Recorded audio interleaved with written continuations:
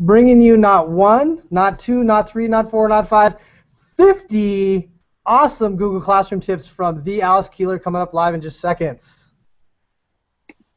That's right. Today we have Alice Keeler, Google certified teacher from Fresno, California, and author of the book, the 50 Things You Can Do with Google Classroom. Just came out this month. There she is holding the book. Oh, we got 2 copies over there. Where's my copy? Okay. So this is Alice, it, Jim. This is your copy.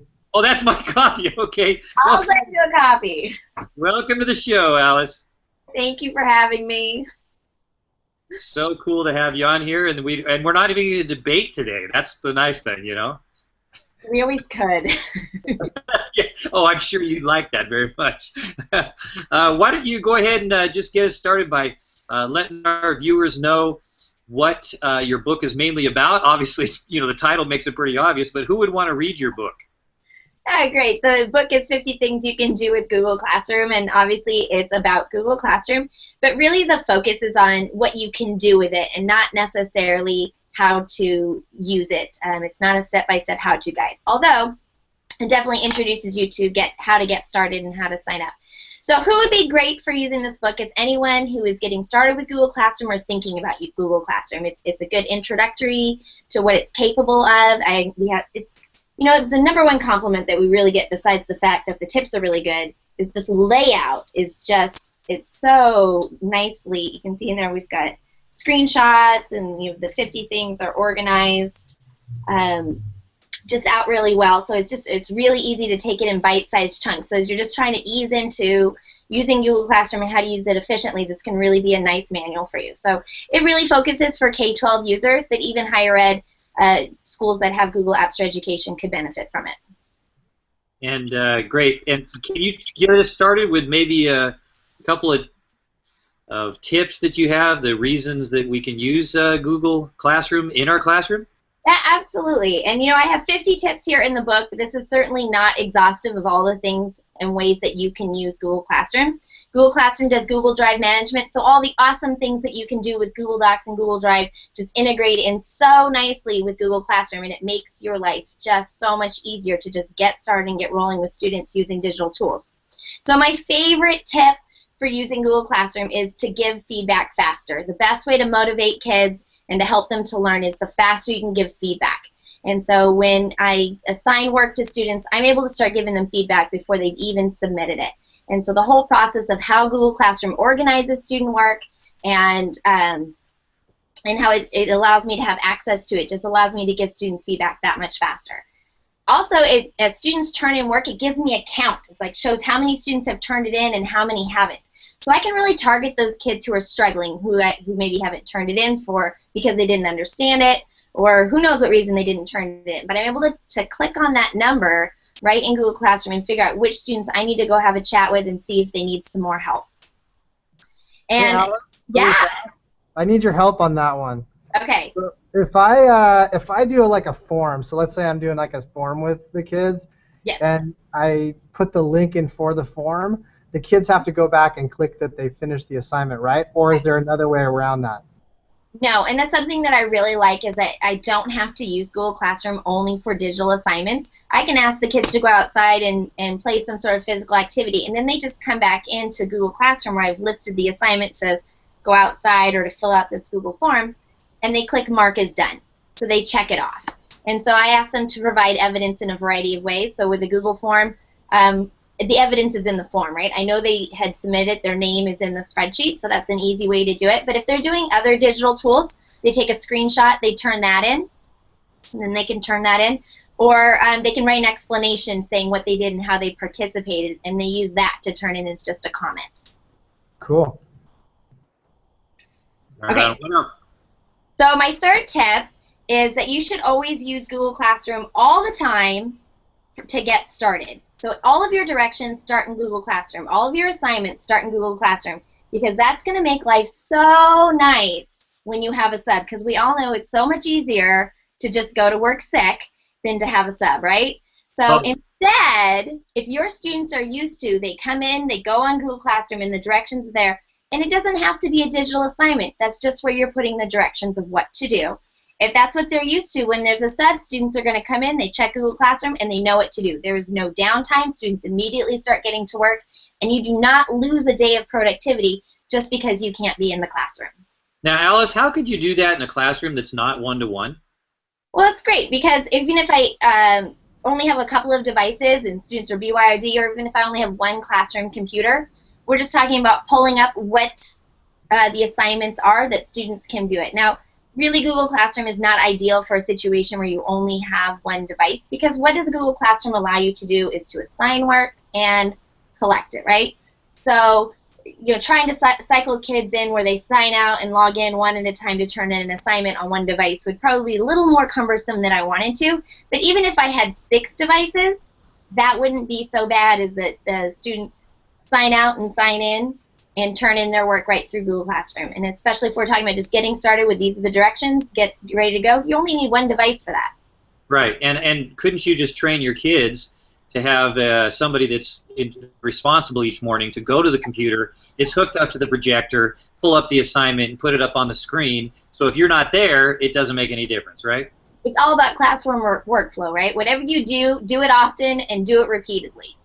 Totally. That's not true for just Google Classroom. That's just everything in general. And have the kids running the show.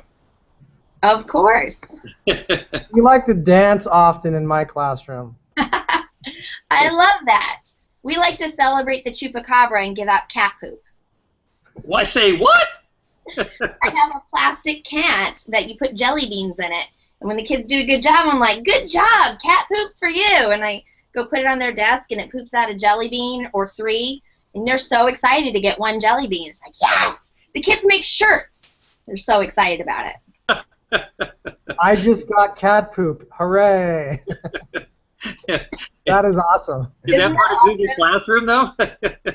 Is it what? Is that part of Google Classroom? I'm sorry, Google Classroom does not have cat poop. Please tweet. Okay. Well, We need an add-on or something then, Alice. What's up with that? Add-on. Right on. So how about, can you give us a tip for using Google Classroom that didn't make the book, that is still something cool, that, you know, so that the listeners of the show are like, hey, we got something extra here that's not even in the book? Absolutely, and I have a lot of extra tips. I have a blog post of 60 things math teachers can do with Google Classroom on alicekeeler.com. So one of them I really like is that you can model mathematics through Google Classroom. I want students to be able to explain their thought process. So I'm going to be able to supply students with Google Drawings or Google Slides that sets them up with some sort of an image, or allows them to do research and find an image and stick that in there. And then they can annotate over the image to say how that relates to math, how they're going to find math in real life. And that would be one. That's a great one. I mean, that's a great way for them to demonstrate their thinking and show it, right? Yeah, absolutely. You know, other things that are not in there, now that the co-teacher has come around, I think that this is a really great, Google Classroom is the perfect way to do response to intervention. As I find students who are advanced or struggling based on different assessments that we give, you create a Google Classroom and you assign a teacher at your grade level. One person's doing Group A, one person's doing Group B, and one teacher's doing Group C. And so depending on what the needs of the student are, you assign them to a separate Google Classroom for them to work at their level, or the teacher who's assigned to do the response to intervention. So Alice, like, so somebody gets the book, right, and they're looking through it. Do they start with one? Or is it more like just like potluck, just open it to a page? I think you could do potluck. Let's go with 23. No particular order. Number 1 is create a class announcement. So, I mean, that's a great place to start, because, of course, as soon as you sign up for Google Classroom and you open up and see the stream, the first thing you can do is create an announcement. So that's number 1. But honestly, all of them are just tips for how to use it. It's not a step-by-step do this, and then do this, and then do this guide. It's really just ideas for you to actually implement it with your kids. It's more cookbook style. I like that a lot. Okay. It's great. Hey, let's talk to the people that might not be quite as comfortable or familiar with Google Classroom in general. How much does it cost, and how do you get this, and what is it? I mean, what is Google Classroom? Well, it's priceless, so they have to give it away for free. So it's part of the Google Apps for Education suite. So if your school is running Gmail and Google Docs and all those things, you already have Google Classroom. Unfortunately, you have to have Google Apps. So if you're having your students use a Gmail account, unfortunately, you can't use Google Apps. Or you cannot use Google Classroom if you don't have Google Apps. I forgot the rest of the question. You cannot use Google Classroom if you don't have Google Apps for Education. Is that right? That's correct. It is. So let's say, by default. Right. So let's say somebody's listening right now and they're like, "Whoa, this sounds really cool. I'd like to get started on this." Where would you direct them? Just to, I mean, you and I know when we talk to people about technology, sometimes they're just overwhelmed. Like, what button do I? Hey, take it easy on me, Tim. Take it easy, dude. That's not cool. Call me out on the show like that, bro. Just tell them to jump on Twitter. Yeah. When you log into Gmail, you have the apps chooser, which some people call the waffle, that 3x3 grid of dots. And when you click on that, it shows you that you have access to Google Drive and YouTube and those kinds of things. And then if you click on more, it shows you more apps. And one of the additional apps is Google Classroom. So just click on that, and it's going to ask you, and it's going to take you to the Google Classroom page, which you can get there directly with classroom.google.com. And it's going to say, are you a teacher or a student? Choose teacher. It's kind of a hassle if you accidentally pick the wrong one. And then it's so easy and obvious to get started because it has a little arrow that says, click here on this plus sign to create a class. So that's just the best way to go. It's just the apps chooser from Gmail, go to more apps, find the Classroom app, and just create a class.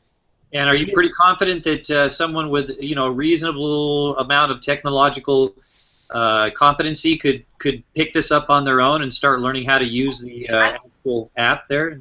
I'm fairly confident that even someone who feels that they are a tech noob and are nervous about technology would be able to get started with Google Classroom and be successful.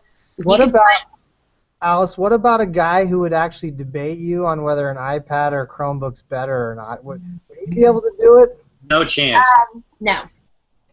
That person's clearly not wise. Sorry, I didn't mean to bring up any wounds, Tim. Oh, sure. Bring up the old wounds there. Yeah. Yeah. For those of you who haven't seen that show, be sure to check that one out. It's a great. No, please don't watch it or listen. Tim is now pulling it down off of everywhere. I really enjoyed the last time that I was on your show, guys. It was good for me. Yeah, for yourself. I think that launched you into like stardom. You are personally responsible for all of my success. For those three listeners that were personally responsible, they're now following you. Yeah. Well, I'm glad we can help you out by making me look like a fool. Hey, Alice, I had a question. So let's say you're in a district that doesn't use like the Chrome browser. Like, is this going to work on other browsers the same way? I mean, I know a lot of Google products are obviously optimized on Chrome. So how's this do on other browsers where a teacher doesn't necessarily have options on what they're provided as tools because the decisions aren't theirs? It's web-based. It should work on any browser. In fact, I have so many Google accounts. Sometimes I'm using my Chrome and I'm using my incognito for Chrome, and I need to look up something in Classroom, so I open up in Safari or Firefox. I mean, I've done that. So it absolutely works in multiple browsers. I have not tested it out in Internet Explorer. I have. Okay. So tell me, how does it work in Internet Explorer? It works.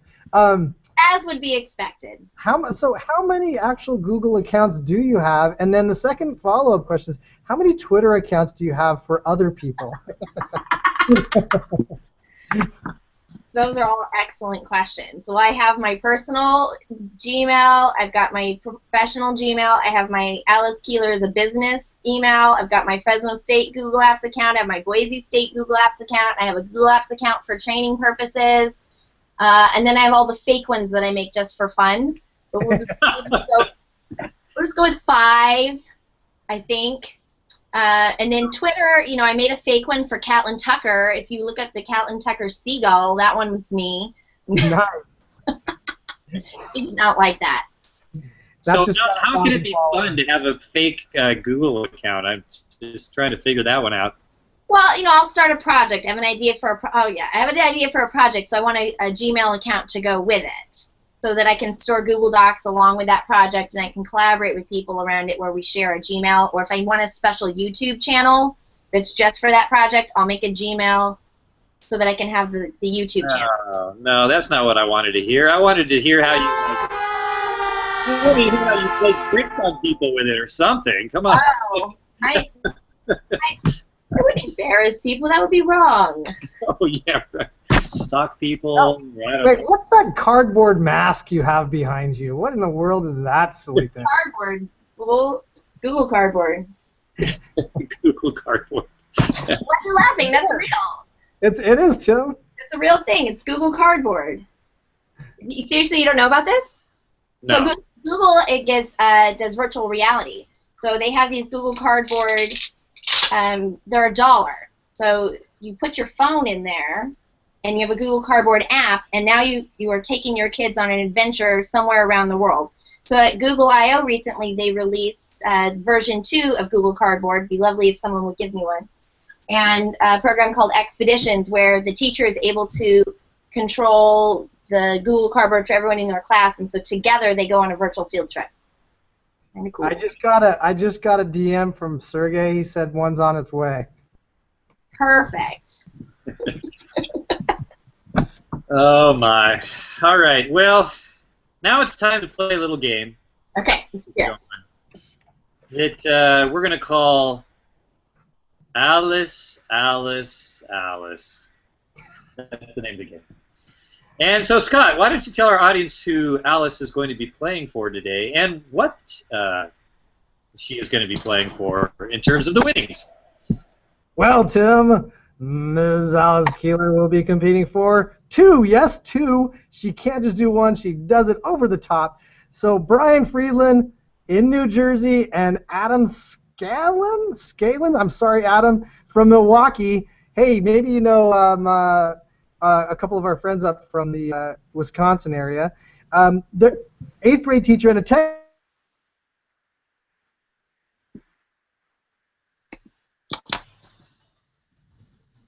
Oh, it froze. Are you there?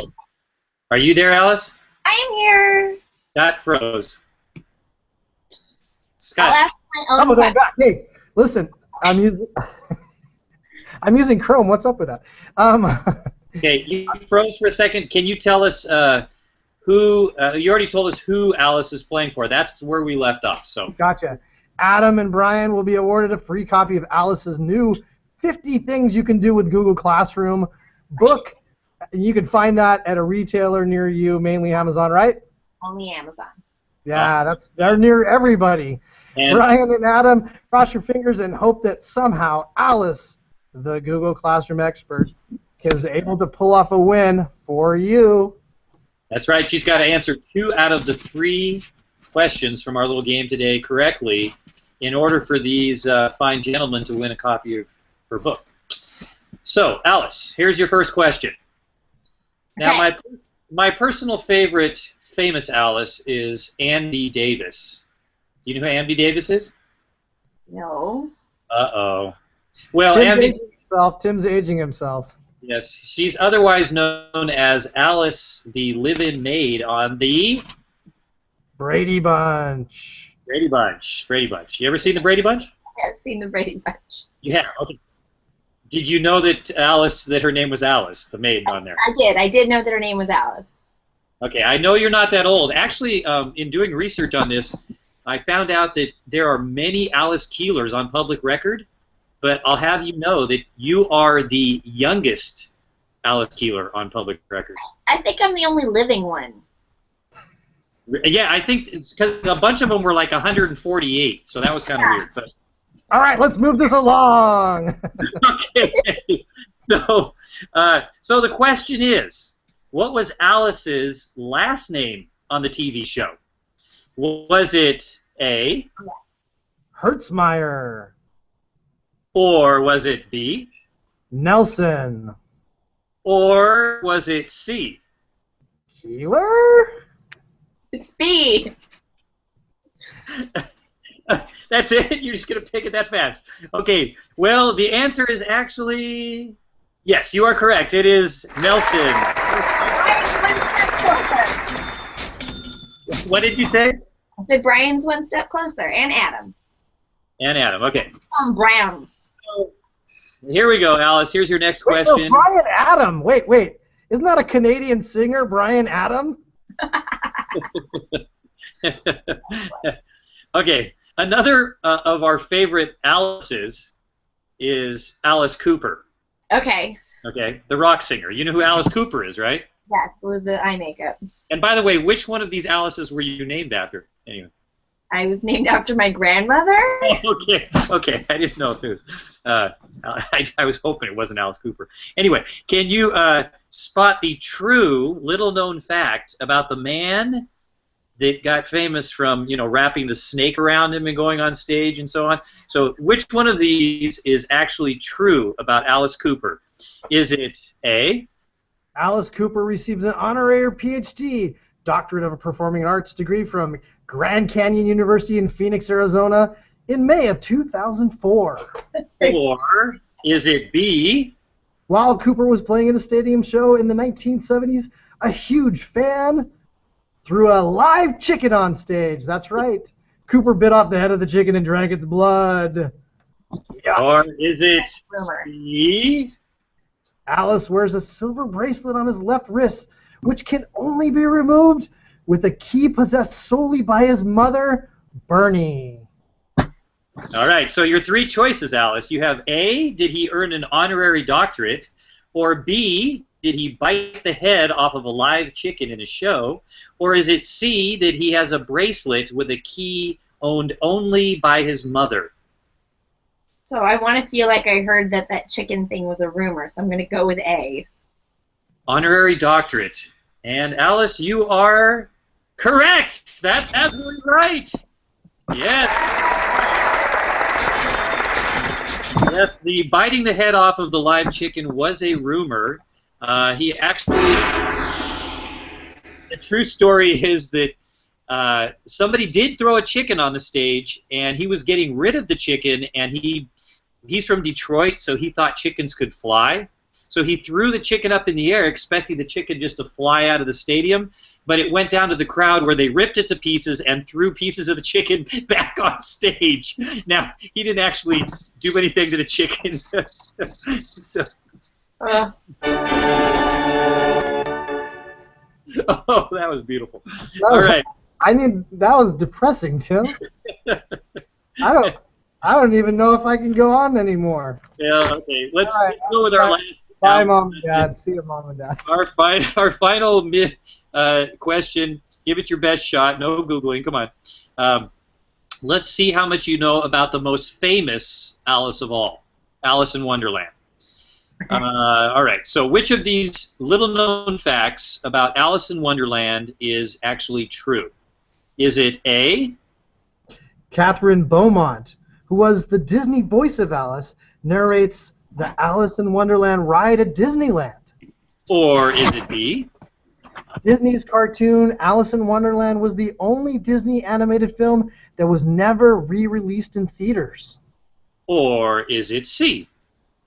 Disney's Alice in Wonderland movie has fewer songs and characters than any other Disney animated musical to date. So your three choices, Alice, are A, is it that Catherine Beaumont narrates the voice of Alice in Wonderland on the ride, or narrates the ride, excuse me, or is it B, it's the only Disney film never re-released in theaters, or is it C, that it has fewer songs and characters than any other Disney musical to date? What do you think? You're saying it could possibly be still in the Disney vault, Tim? Is that... Well, no, we know it's on video, but that doesn't mean it was re-released into theaters. So. I don't remember it being re-released to the theaters since I've been living. Alice, this is a chance between a 66% or 100%. You're beating me on that one. Okay. I'm going to go with B. Never re-released. Well, the correct answer, unfortunately, was A. Oh, interesting. Have you been to Disneyland? Have you been to Disneyland, Alice? I have. Have you been on the Alice in Wonderland ride? Is that the one with the caterpillar? Are you writing it? I don't remember. Yes. Yes. Yeah, it's all trippy, and there's like black lights, and you're Yeah. moving around, Yes. and that's The next actually time that's you go, all yeah. the rides at Disneyland are all trippy like that. Wait a second. Mr. Toad's Wild Ride and everything. Winnie the Pooh. All right. Well, Scott, why don't you tell us how Alice did on today's quiz?